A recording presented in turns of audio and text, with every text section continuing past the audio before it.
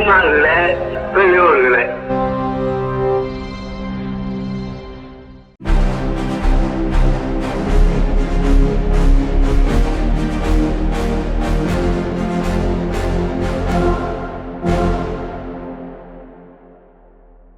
அனைவருக்கும் வணக்கம். இன்றைய விடுதலை பார்வைக்கு அன்போடு வரவேற்கிறோம். சுயமரியாதை, பகுத்தறிவு, சமூக நீதி ஆகிய கருத்துக்களுடன் வெளிவரும் உலகின் ஒரே பகுத்தறிவு நாளேடான விடுதலை இன்று வெளிவந்திருக்கிறது. இன்றைய விடுதலையில் பல்வேறு செய்திகள் இடம் பிடித்திருக்கின்றன. இன்றைய விடுதலையின் தலைப்புச் செய்தி: வட மாநில சீர்திருத்தவாதிகளை முன்னிறுத்தி மகாராஷ்டிராவில் எழுந்துள்ள சனாதன எதிர்ப்பு குரல் என்று தலைப்பிடப்பட்டு வந்திருக்கிறது. மகாராஷ்டிராவில் தேசியவாத காங்கிரஸை சேர்ந்த சட்டமன்ற உறுப்பினர் ஜிதேந்திர அவாட் அவர்கள் ஒரு கவிதை எழுதியிருக்கிறார். அந்த கவிதையில் பார்த்திங்கன்னா, சனாதனம் எப்படியெல்லாம் அந்த மராட்டிய மண்ணில் என்ன கொடுமையெல்லாம் செஞ்சுது அப்படிங்கிறத விளக்கி எழுதக்கூடிய என்னென்னா, இதுக்கு முக்கியமான இது மாலேகான் குண்டுவெடிப்பு தொடர்பாக பேசிய அமித்ஷா என்ன சொல்லியிருக்காரு, இந்துக்கள் பயங்கரவாதிகளாக இருக்க மாட்டாங்க, பயங்கரவாதிகள் இந்துக்களாக இருக்க மாட்டாங்க அப்படின்னு சொல்லியிருந்தார். அதுக்கு பதிலடியாக தான் அவர் எழுதியிருக்காரு. நீங்கள் என்னெல்லாம் செஞ்சுருக்கீங்க அப்படிங்கிறத எழுதியிருக்கிறாரு. அந்த கவிதை சமூக ஊடகங்களில் ஒரு மிகப்பெரிய அளவுக்கு இருக்குது. அது என்னென்னா, அவர் எழுதியிருக்கிறதுல மிக முக்கியமான செய்தி என்னென்னா, மராட்டியத்துடைய சீர்திருத்தவாதிகளான துக்காராம் மகாராஜ், ஆகார்கர், ஜோதிபா பூலே, அம்பேத்கர் உள்ளிட்ட இன்னும் ஏராளமான சமூக சீர்திருத்தவாதிகள் தங்களுடைய சீர்திருத்த முயற்சியை தொடங்கும் போதெல்லாம் அதற்கு எப்படி சனாதனவாதிகள் எதிர்ப்பு தெரிவித்தாங்க அப்படிங்கிறத ரொம்ப ஆக்ரோஷமாக எழுதியிருக்கிறார். அது இப்போ ரொம்ப வேகமாக பரவி வருகிறது. குறிப்பாக சாகு மகராஜ், ஜோதிபா பூலே இவங்களுடைய சீர்திருத்த கருத்துக்கெல்லாம் எப்படி சனாதனவாதிகள் எதிர்ப்பு தெரிவித்தாங்க அப்படிங்கிறத சொல்லியிருக்கிறாரு. ஆனால் பொதுவாக சனாதனம் பற்றி பேசினா ரொம்ப கொந்தளிப்பாங்க இந்துத்துவவாதிகள். குறிப்பாக நம்முடைய துணை முதலமைச்சர் அவர்கள் சனாதனத்தை பற்றி பேசும்போது ரொம்ப கடுமையாக வழக்குலாம் போட்டாங்க. ஆனால் இதுவரைக்கும் இவருடைய கவிதையை எதிர்த்து யாரும் வாயே திறக்கவில்லை என்பது குறிப்பிடத்தக்க செய்தி. குறிப்பாக பாஜக, ஆர்எஸ்எஸ் உட்பட யாருமே வாய் திறக்காமல் மௌனியாக இருக்கிறார்கள் தான் செய்தி. அதே முதல் பக்கத்தில் இன்றைக்கு ஒரு மிக முக்கியமான அடுத்த செய்தி, நீட் தகுதி தேர்வின் லட்சணம் என்று ஒரு செய்தி வந்திருக்கு. தொடர்ந்து நாம் சொல்லி கொண்டு வருவதுதான், இந்த நீட் தேர்வினால் தகுதியானவர்களை அடையாளம் காண முடியாது, மாணவர்களை தற்கொலைக்கு தள்ளக்கூடிய ஒரு திட்டம் என்பதைத்தான் நாம் சொல்லி வந்திருக்கிறோம். அதே போன்ற ஒரு நிகழ்வு தான் நடந்திருக்கிறது. கோராக்பூர் எய்ம்ஸ் மருத்துவக் கல்லூரியில் அக மதிப்பீட்டு தேர்வு, அதாவது இன்டர்னல் எக்ஸாம் சொல்லுவாங்க, அதில் 125 மாணவர்களில் 104 பேர் தோல்வி அடைந்திருக்கிறார்கள். 83 பேர் குறைந்தது 2 பாடங்களில் தோல்வியடைந்திருக்கிறார்கள். ஏனென்று சொன்னால், இந்த நீட் பயிற்சி என்பது மிஷின்களைப் போல, ஆடு மாடுகளைப் பயிற்சி கொடுப்பதைப் போல வெறும் மனப்பாடத்தை மட்டும் செய்ய வைத்து அவர்களின் மனநிலையில் அதுவே மாறிவிட்டதால் அவர்களால் இந்த செய்முறை தேர்வுகளில் உளவியலாக தயாராக முடியாத ஒரு சூழலில்தான் இவ்வளவு பெரிய தோல்வி நிகழ்ந்திருக்கிறது என்பது நீட் பள்ளி கல்வியை மட்டுமல்ல, மருத்துவக் கல்விக்கு தேர்வானவர்களையும் மழுங்கடித்தே அனுப்பியுள்ளது என்பதே கொடுமையாக இருக்கிறது என்று நீட் நாட்டுக்கு, வீட்டுக்கு, மாணவருக்கு, பெற்றோருக்கு, மருத்துவத்துறைக்கும் கேடு.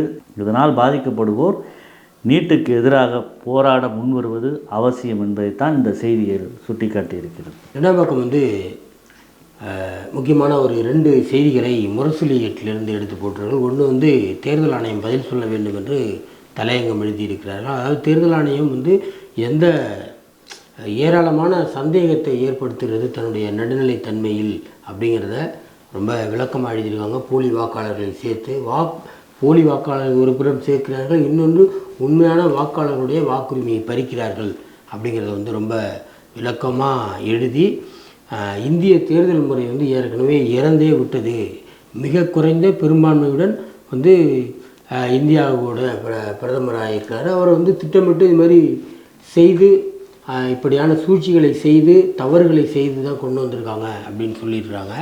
அப்புறம் வாக்காளர் சேர்க்கை முதல் நீக்கம் வரை தொகுதி வாரியாக அவங்க பதில் சொல்லணும்.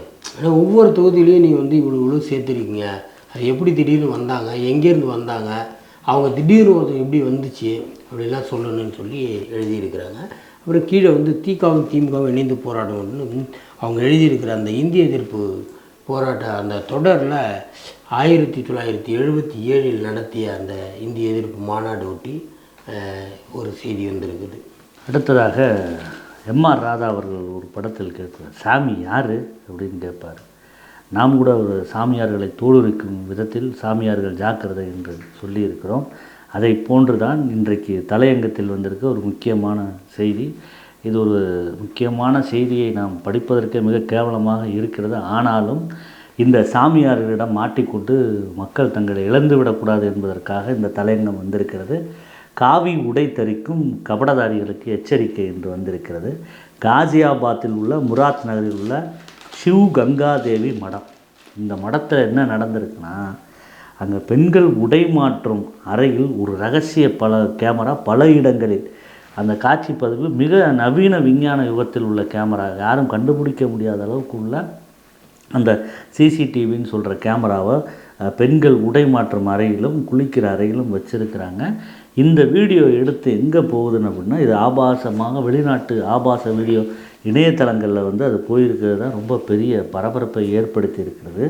இதை பார்த்து பரவியவுடன் அந்த பெண்கள் வந்து உடனடியாக காவல்துறையிடம் புகார் தெரிவித்திருக்கிற நேரத்தில் இந்த சம்பவம் வெளிவந்த உடனேயே மடத்தின் தலைவரான பார்ப்பன சாமியார் முகேஷ் கோஸ்வாமி தலைமறைவாயிருக்கிறார். யார் இந்த முகேஷ் கோஸ்வாமி என்றால், கடந்த ஆண்டு கங்கை கரையில் குளித்துவிட்டு உடை மாற்றுவதற்காக மாவட்ட நிர்வாகம் ஏற்பாடு செய்திருந்த தற்காலிக கூடாரத்திலும் இதே சாமியார் இதே போன்று கேமராவை வைத்து பிடிபட்டு உதைப்பட்ட இந்த சாமியார் தான் இந்த மடத்திலும் வைத்திருக்கிறார். இந்த கேமராக்களில் நேரடி ஒளிபரப்பு இந்த கோயிலின் தலைமை மத குருவாக இருக்கும் இந்த மகத் முகேஷ் கோஸ்வாமியின் கைபேசியில் இருந்திருக்கிறது. இவரது கைபேசியை கைப்பற்றிய காவலர்கள் பார்க்கும்போது ஒவ்வொரு ஆபாச கிளிப்பிங்ஸ்களாக அதுக்குள்ளே இருந்திருக்கிறது தான் மிகப்பெரிய அதிர்ச்சியை ஏற்படுத்தியிருக்கிறது. இந்த தலையங்கத்தில் அதைத்தான் அதை சுட்டி காட்டியிருக்கிறது. கடவுள், மதம், மடம், கோயில், காவி, பக்தி என்பது எல்லாம் எந்த தரத்தில் உள்ளன என்பதற்கு இது ஒரு எடுத்துக்காட்டு. காவி என்பது ஊரை ஏமாற்ற அணியும் கபட நாடகம். மறைந்த காஞ்சி சங்கர மடத்தில் எழுத்தாளர் அனுராதா ரமணனுக்கு என்ன நடந்தது? தன்னிலை விளக்கமாக விளக்கம் அளித்தவர்கள் கண்ணீரும் கம்பளையுமாக அந்த பெண் எழுத்தாளர் புலம்பியது ஞாபகத்தில் இருந்திருக்கவும், அதுவும் தொலைக்காட்சியில் ஒளிபரப்பு செய்யப்பட்டிருந்திருந்தது. அதேபோன்று மறைந்த புட்டபர்த்தி சாய்பாபா, அவர் ஆசிரமத்தில் ஓர் அறையில் பெண்களின் கைப்பையும் பட்டு புடவைகளும் குவிந்து கிடந்திருக்கிறது. மக்களை ஏமாற்றும் இந்த மட தலைவர்களை தண்டிக்கப்பட வேண்டும். சட்டத்தின் முன் அனைவரும் சமம் என்ற நிலை ஏற்படாவிட்டால் காவல்துறை, சட்டம், நீதிமன்றம் முதலியவை தன் மரியாதையை இழக்க நேரிடும் எச்சரிக்கை என்று இந்த விடுதலை தலையங்கம் முடித்திருக்கிறது.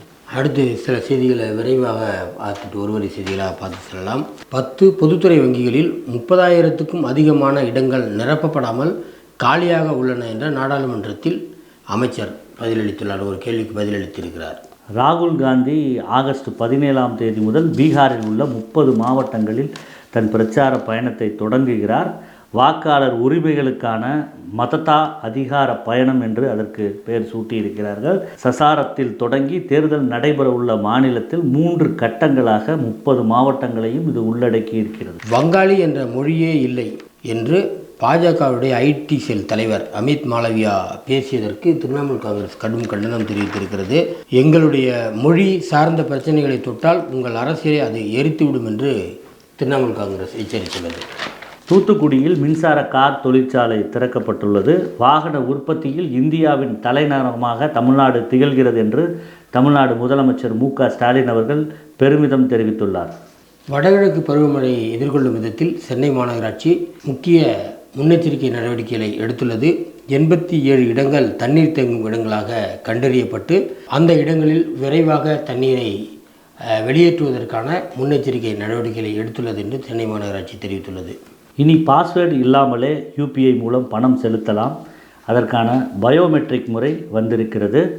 ஃபோன்பே, பேடிஎம், கூகுள் பே மற்றும் பீம் போன்ற யூபிஐ செயலிகளை பயன்படுத்தும் பயனாளர்கள் இனி தங்கள் பண பரிவர்த்தனைகளை பின் எண் இல்லாமல் பயோமெட்ரிக் முறைகளை பயன்படுத்தி சரிபார்க்கும் வசதியை பெறலாம் என்று தகவல் வெளிவந்திருக்கிறது. பாலாற்றில் ஒரு தடுப்பணை கூட கட்டப்படவில்லை என்று பேசிய பாட்டாளி மக்கள் கட்சியினுடைய தலைவர் அன்புமணிக்கு பதிலளித்து பேசியுள்ள அமைச்சர் துரைமுருகன் அவர்கள் புள்ளிவிவரத்துடன் விவரம் தெரிந்தவர்களிடம் கேட்டு பேச வேண்டும் என்று காட்டமாக பதிலளித்துள்ளார். சென்னை அரசு மனநல மருத்துவமனையில் ரூபாய் 42 கோடியில் கட்டப்பட்டுள்ள மனநலம் மற்றும் நரம்பியல் ஒப்புயர்வு மையத்தை முதலமைச்சர் மு.க.ஸ்டாலின் அவர்கள் விரைவில் திறந்து வைக்க உள்ளார் என்று மக்கள் நல்வாழ்வுத்துறை அமைச்சர் மா. சுப்பிரமணியம் தெரிவித்திருக்கிறார். 2009ஆம் ஆண்டிலிருந்து 2024ஆம் ஆண்டு வரை தண்டவாளம் கடக்க முயன்ற 186 யானைகள் ரயில் மோதி இறந்துள்ளதாக ஒன்றிய வனத்துறை அமைச்சகம் தெரிவித்துள்ளது. அகரம் அறக்கட்டளை மூலமாக நடிகர் சூர்யா இதுவரை 51 முதல் தலைமுறை மருத்துவர்களை உருவாக்கியுள்ளார். அவரது இந்த செயலுக்கு சமூக வலைதளங்களில் பாராட்டுகள் குவிந்து வருகின்றன. 600 ஆண்டுகளுக்கு பிறகு ரஷ்யாவின் கம்சட்கா தீபகற்பத்தில் உள்ள கிராஷன்னிகோ எரிமலை வெடித்துள்ளது. இந்தியாவுக்கு மேலும் வரியை உயர்த்துவேன் என்று அமெரிக்க அதிபர் ட்ரம்ப் எச்சரிக்கை விடுத்திருக்கிறார். ஹமாஸ் அமைப்பின் பிடியில் இருக்கும் பிணை கைதிகள் எலும்பும் தோலுமாக காட்சியளிக்கும் காட்சி பதிவுகள் வெளியாகியுள்ளதை தொடர்ந்து காசாவில் போரை முடிவுக்கு கொண்டு வர இஸ்ரேல் பிரதமர் பெஞ்சமின் நெதன்யாவுக்கு நெருக்கடி அதிகரித்துள்ளது. இங்கிலாந்து கடற்படையில் மீட்பு பணிக்காக ஆளில்லா ஹெலிகாப்டர் அறிமுகம் செய்யப்பட்டுள்ளது. பீகார் மாநிலத்தை சேர்ந்தவர்களை தமிழ்நாட்டில் வாக்காளர்களாக சேர்ப்பது சட்டவிரோதம் என்று மேனாள் ஒன்றிய அமைச்சர் ப. சிதம்பரம் தெரிவித்திருக்கின்றார். தேர்தல் ஆணையம் தங்களது அதிகாரத்தை தவறாக பயன்படுத்தி ஒரு மாநிலத்தின் தேர்தல் சூழலை மாற்ற முயற்சிப்பதாகவும் அவர் கடும் கண்டனத்தை தெரிவித்திருக்கின்றார். பெரியார் மருந்தியல் கல்லூரியில் கலைச்சோலை 2025 நிகழ்வில் மனித இனம் உள்ளவரை தேவைப்படும் மாமனிதர் தந்தை பெரியார் என்ற பேச்சு போட்டி நடைபெற்றுள்ளது. பீகார் வாக்காளர் பட்டியல் திருத்தம் தொடர்பாக விவாதிக்க கோரி எதிர்க்கட்சிகள் இன்றும் தொடர்ந்து போராட்டம் நடத்தி வருகின்றன. இன்று நாள் முழுவதும் மக்களவை ஒத்திவைக்கப்பட்டுள்ளது. அமெரிக்க டாலருக்கு நிகரான இந்திய ரூபாயின் மதிப்பு 87 ரூபாய் 67 பைசாவாக வரலாறு காணாத அளவுக்கு சரிந்திருக்கிறது. டெல்லியில் நடைபயிற்சி மேற்கொண்ட தமிழ்நாட்டைச் சேர்ந்த காங்கிரஸ் மக்களவை உறுப்பினர் சுதா அவர்களிடமிருந்து இருசக்கர வாகனத்தில் வந்த அடையாளம் தெரியாத நபர்கள் தங்க நகைகளை பறித்து சென்றனர். பிஎட் மாணவர்கள் தாங்கள் விரும்பும் கல்லூரியை இணைய வழியில் தேர்வு செய்யலாம் என்று அமைச்சர் கோவி செலியன் அவர்கள் தகவல் தெரிவித்துள்ளார். இன்று கம்யூனிச தத்துவ மேதை ஏங்கல்ஸ் அவர்களது நினைவு நாள். 1895 ஆகஸ்ட் 5ஆம் தேதி அவர் காலமானார். கார்ல் மார்க்ஸ் அவர்களுடன் சேர்ந்து கம்யூனிஸ்ட் கட்சியினுடைய அறிக்கையை தயாரிப்பதில் முக்கிய பங்காற்றினார். கார்ல் மார்க்ஸ் அவர்கள் மறைந்த பின் அவரது நூலான மூலதனம் என்கின்ற நூலினை வெளியே கொண்டு வருவதற்கு அரும்பாடுபட்டு 2 தொகுதிகளாக வெளியில் கொண்டு வந்தவர் என்பது குறிப்பிடத்தக்கது.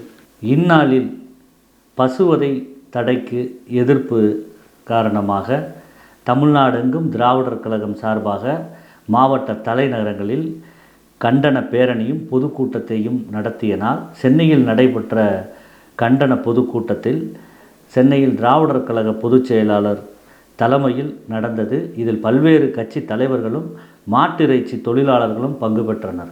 முத்தமிழறிஞர் மாண்புமிகு கலைஞர் அவர்களின் நினைவு நாளையொட்டி நாளை மறுநாள் 7/8/2025 வியாழக்கிழமை காலை 10 மணிக்கு மருத்துவ பயனாளியாக பயன்பெற்று திரும்பிய நிலையில் முதலாக கழக தலைவர் ஆசிரியர் கி. வீரமணி அவர்கள் கழக தோழர்களுடன் முத்தமிழறிஞர் கலைஞர் அவர்களது நினைவிடத்தில் மலர் வளையம் வைத்து மரியாதை செலுத்துகிறார்.